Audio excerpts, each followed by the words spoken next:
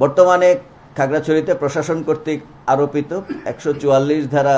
অব্যাহত রয়েছে এবং পরিস্থিতি উন্নতি না হওয়া পর্যন্ত এটা অব্যাহত রাখার জন্য আমরা প্রশাসনকে অনুরোধ করব এবং প্রশাসন যখন মনে করবে যে পরিস্থিতি সম্পূর্ণ স্বাভাবিক তখন এটা প্রশাসন তুলে নিবে। আমরা তাদের সাথে সম্পূর্ণ সমন্বয় থাকবে আমাদের, এবং আমরা চেষ্টা করছি খাগড়াছড়ি শহরের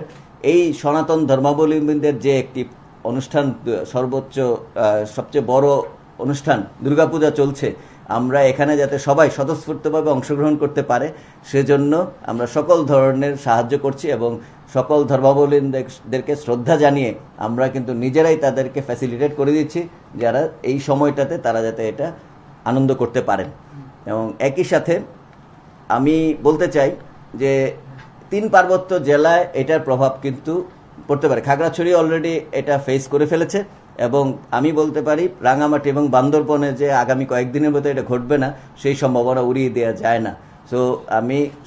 সেই সাথে এইটাকে শিক্ষা নিয়ে বান্দরবন এবং খাগড়াছড়ি তারা তাদের মতো করে তৈরি হতে পারে এবং আইনশৃঙ্খলা রক্ষাকারী বাহিনী এবং প্রশাসন সেটার বিরুদ্ধে প্রস্তুতি গ্রহণ করতে পারে।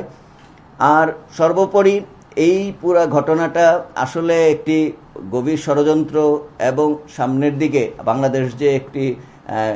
সামনে গুরুত্বপূর্ণ ঘটনার দিকে যাচ্ছে সেটাকে যাতে নস্যাৎ করতে পারে সেই ধরনের ঘটনা উড়িয়ে দেওয়া যায় না এবং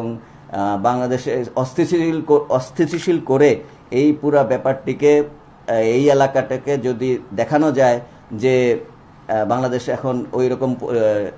স্থিতিশীল পরিবেশ নাই, তাহলে এটা অন্যদিকে মোড় নিতে পারে। তাহলে এই জন্য বলবো যে আমরা সকলে একসাথে কাজ করতে হবে যাতে বাংলাদেশে নিরাপত্তা পরিস্থিতি স্থিতিশীল থাকে এবং ভবিষ্যতের দিকে এগিয়ে যেতে পারি।